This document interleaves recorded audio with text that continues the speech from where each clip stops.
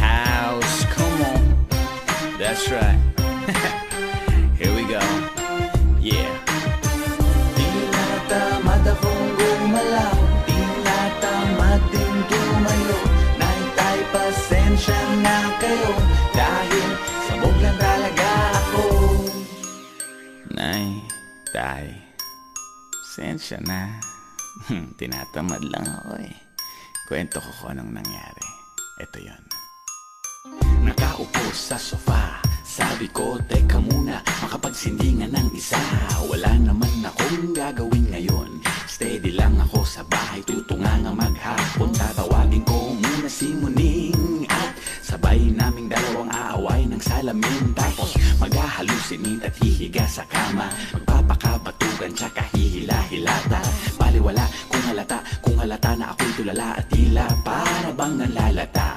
Mabagal ang aking pagkilos at pagsasalita ko. Eto na si tatay, parang nagdududa.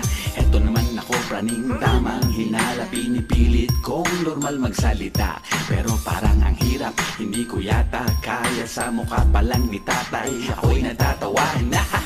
O tatay, wag muna akong utusan.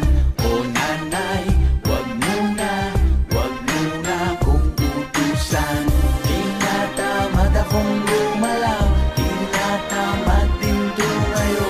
Naitay, pasensya na kayo, dahil sabog lang ako sa katon. Yeah, come on.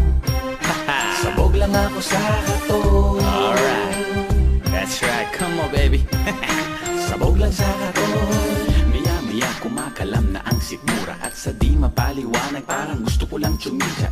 Teka, may dilema, may maliit akong problema. Walang kapagkain dito sa lamesa, at kahit sa kusina wala akong makita na foods. Sinong umubos? Wala na ako sa mood dahil medyo tong goods. Pwede nang pagtyagaan, ulam nung isang linggo. Paiinitin ko na lang yung nagsisebo na adobo. Kakayanin ko chong, kahit kaning tutong o itlog na maalat na may konting bagoong. Nay, please naman, pwede ba kitang utusan? Huwag mong mamasamain, kung pwede lang naman. Papaluto lang ako ng pansit canton, yung may nilagang itlog, alam mo na favorite ko yun. Sige na naman, nay, makikisuyo na rin. Tinatamad kasi kung lumabas baka kumangitin. Pagbigyan mo na ako, nay, pwede bang maglambing? Pabili sa may tindahan ni Aling Pasing ng ice tubig. Ice tubig, yeah. Yung nagyayelo sa lamig at sa uhaw pantawid. Pakinagat mo yung dulo, sumasabog sa bibig. Nagigiyang nananabik, natatakam all the while, at tila di ko mapigilan na hindi maglaway. Kanina pa nanunuyo ang lalamunan ko, nay, kaya pabili na rin ako ng 1.5. O nanay, wag muna akong utusan. O tatay, wag muna akong utusan. Di na tamad akong gumalaw, di na tamad din tumayo. Naitay, pasensya na kayo, dahil sabog lang ako sa katon. Alright, that's right, baby. Sabog lang ako sa katon. Pass it around.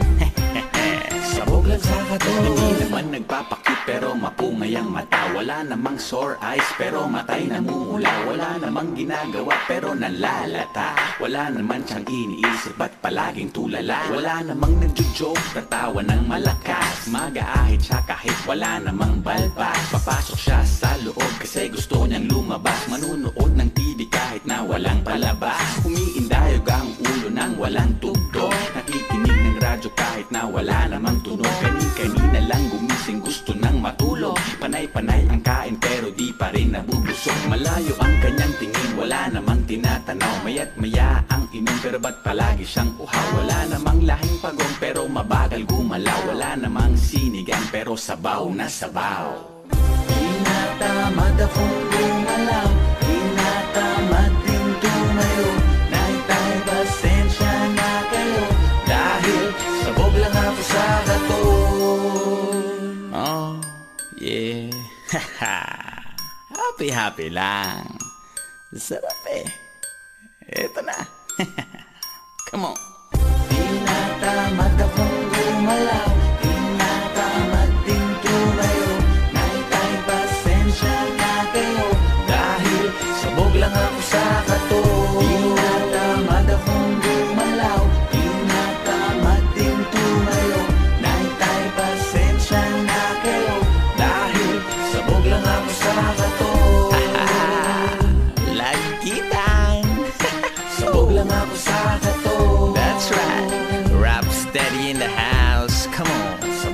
ako sa kato